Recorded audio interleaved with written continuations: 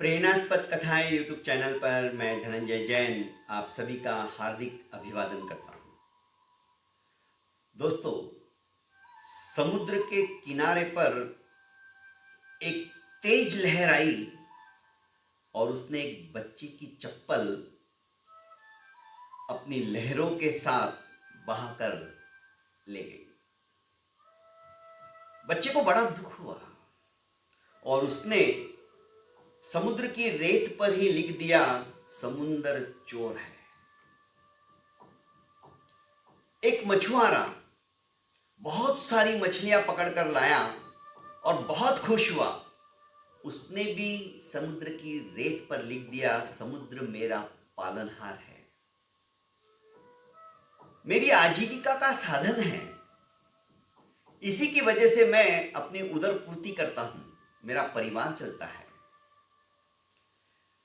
एक युवक समुद्र की सुविशाल लहरों के अंदर थपेड़े खाता हुआ, जबकि उसे तैरना आता था, फिर भी वो डूब गया और मर गया।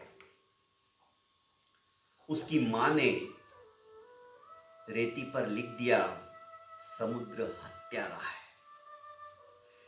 एक गरीब बूढ़ा व्यक्ति अपनी लकड़ी के सहारे, छड़ी के सहारे प्रातःकाल समुद्र की हवाओं के साथ में लहरों का मजा लेते हुए टहलकदमी कर रहे थे। अचानक उनकी नजर एक सीप के ऊपर पड़ गई और सीप में एक अनमोल मोती था। अनमोल मोती लेने के पश्चात उन्होंने भी रेत पर लिख दिया कि समुद्र जैसा महान दानी कोई नहीं है। अचानक एक बहुत बड़ी लहर आती है और सबका लिखा हुआ मिटाकर चली जाती है। मतलब समुद्र को कोई फर्क नहीं पड़ता है कि उसके बारे में लोगों की क्या राय है। दोस्तों, कहने का आशय है कि हमें भी यदि सुविशाल समुद्र बनना है तो फालतू की बातों की तरफ हमारा ध्यान जो चला जाता है ना, उस ध्यान को हमें रोकना होगा। कौन हमारे बारे में क्या कह रहा है, उनकी क्या प्रतिक्रिया है, उस तरफ ध्यान देना बंद कर दो। यदि आप सुविशाल समुद्र की भांति अपने आप को बनाना चाहते हो तो सिर्फ और सिर्फ अपने लक्ष्य के प्रति अपना फोकस रखो।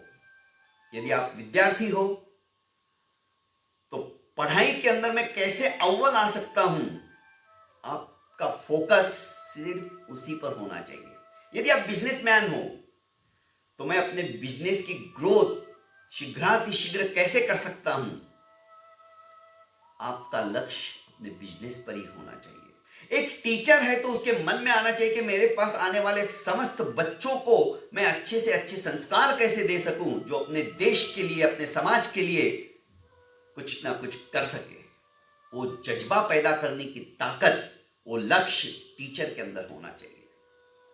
सत्यमेव जयते का नारा लगाने वाले वकीलों से मैं कहूंगा कि वे सिर्फ और सिर्फ पैसों के लिए नहीं, अपनी अंतरात्मा को सुनकर सत्य का न्याय करने की कोशिश करें।